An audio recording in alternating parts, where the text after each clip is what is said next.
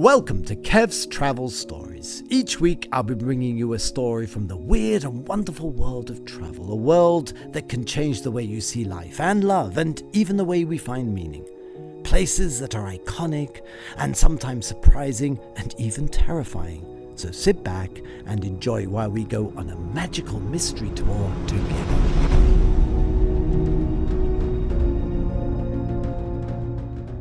Welcome to On the Road with Kev, and the road is nearly running out. I'm on my last day here. Let me set the scene for you. I would like to reflect back and ask the question, what does travel give you? I've just had 5 weeks. That's hard to believe. Left cold Dublin, and it was rainy, and it was pretty grim, to be honest. Now I have had 5 weeks in Thailand, Taiwan and Japan. It's a bit mind-boggling. And what have I got out of all of that? Well, let me set the scene for you. I'm sitting here in my hotel suite. I'm looking out over Bangkok. The limo will be around to pick me up a little bit later.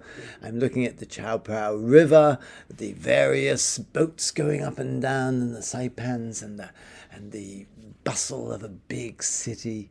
The sky is overcast. It's not one of those searingly hot Bangkok days. It's quite cloudy, actually. If you hear a bang on the door, it means that the maids come to flush me out of the room and get me to check out. That's part of the fun of live recording. But I want to look back over these 5 weeks and see what I've got and draw a message. What can you get when you travel? I thought it was really interesting to start off with that I had a hard time readjusting.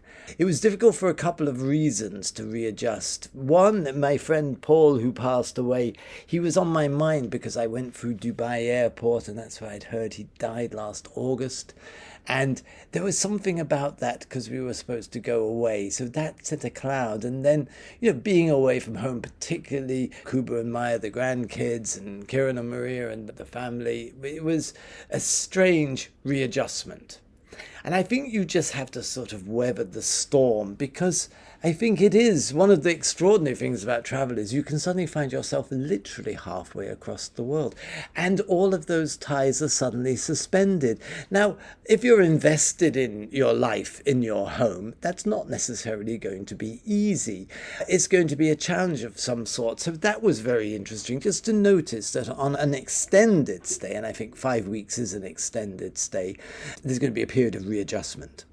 But after that, you settle down into a sort of a different rhythm, if you like.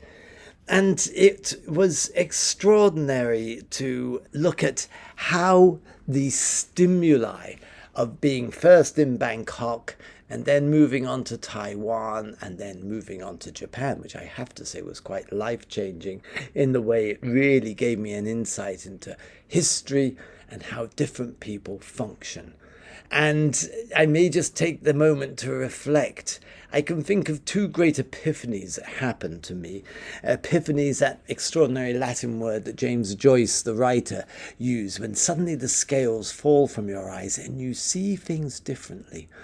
This, we now know, has a huge impact on the health of the brain.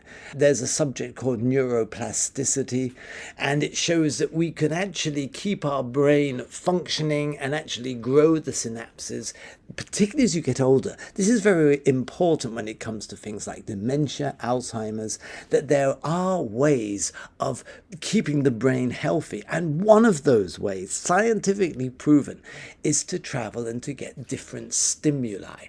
In the next podcast, I'm going to talk about diamond, and I'm going to talk about whether you travel on your own or with familiar people and what are the benefits of both. But when it comes to neuroplasticity, that's important, but really it's the new stimulus. You can actually feel your brain sort of expanding. And the first time was after about 2.5 weeks when I was in a taxi going to the place where I do some writing and some work. And I just suddenly realized I was in a completely different culture.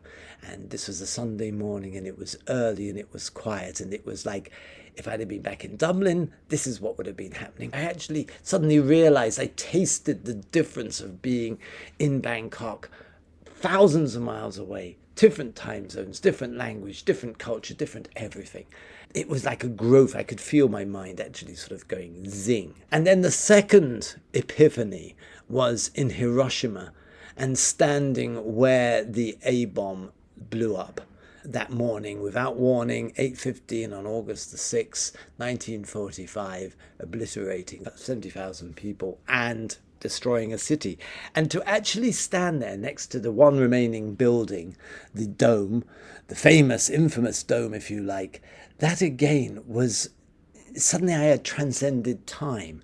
I was there. I'd gone back 80 years. This is very different, dear listener, to watching something on YouTube, watching a documentary on the BBC, reading a book. Those are all very powerful and they can prepare the ground and give you the context of where you're going.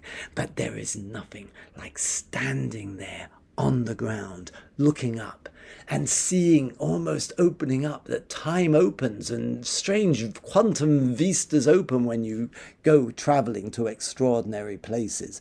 It happened in Siem Reap when I went to Angkor Wat. It happened when I went to the killing fields in Cambodia. And it certainly happened when I stood in Hiroshima and I suddenly saw exploding and I felt the heat and I realized what had happened to the children and the kids preparing for school. And it was one of those moments. And I'm definitely going to do a short movie on a lunchbox, because in the museum there was a little lunchbox packed by one of the kids in an aluminium box, and taken the kids' lunch boxes many times to school and picked them up and cleaned out the lunchbox. This lunchbox was carbonized. The food had been turned to charcoal. This was a shocking and very mundane, ordinary experience of looking at this lunchbox and then walking back out and looking at the dome and really getting a sense of, wow, so this is what's it like. And what's the use of that? What's the gift of that, you may ask? Well, we live in very troubled times, and maybe it's always been troubled times. And I suppose you really do get a sense of what happens and what is happening to us and our life and what is happening to the way things are turning out. Is it new? Is this a new thing, or is this something that's happened over and over again? So history shows that plus ça change, plus le même chose. Nothing has changed. Everything has changed. And I'll never forget the gift of standing under the dome and looking at that lunchbox. And I could feel my brain actually being reorganized. And I think that's one of the profound things about travel, is it does something to the structure of your brain, which is very health-giving and is very powerful. And it also opens up your heart and your soul. How can you not be touched when you talk to some of the people who had survivors in Hiroshima, the person that served us coffee in the museum? They had come from Hiroshima. They knew the horror of what had happened. And it's a horror that could happen to us all, as I said in the separate podcast I did. But I want to really finish on a very positive note about how travel really can help your mind. Well, we've seen that it can expand the mind and keep it healthy. How can it help the body? Well, you're in a warm climate and you're getting vitamin D. And I was thinking about that as I walked along sweltering. Well, I prefer this than to be shivering in the cold. How does it help your heart? I love the Buddhist philosophy of life, because it's really not a religion, but a way of approaching life. Whatever your religious beliefs, it will help. Yesterday, I was able to sit down with a monk who was having a juice in my local coffee shop, and we talked for an hour about Dharma and the Fourfold Path and Karma. And that was just wonderful. So I think from your heart, if you really travel and you are open to experiences, it will expand your heart. And as for your soul, well, I think what it does is travel, and particularly if you go to interesting places, challenging places, then I think it really shows you, it brings you alive. And we are so deadened by routine. There's that phrase, what's the difference between being in the rut and being in the grave? About 5.5 foot.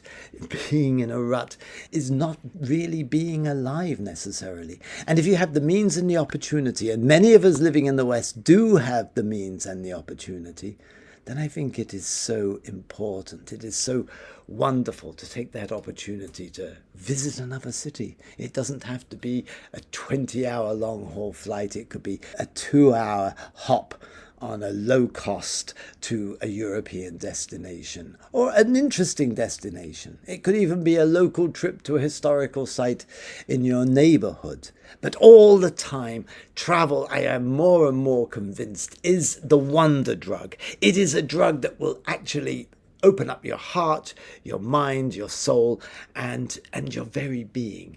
And what the best gift is, it really gives you a sense that I'm alive, because I'm in a different place, a different time, with a different people. And when I go back, I will bring that aliveness. So thank you for listening. Thank you for joining us. I hope you've enjoyed little glimpses of being on the road with Kev. I'm going to do a couple of wrap-up episodes just to include these reflections and look back on the journey. I'd say it without cliche. It's been life-changing and life-enhancing.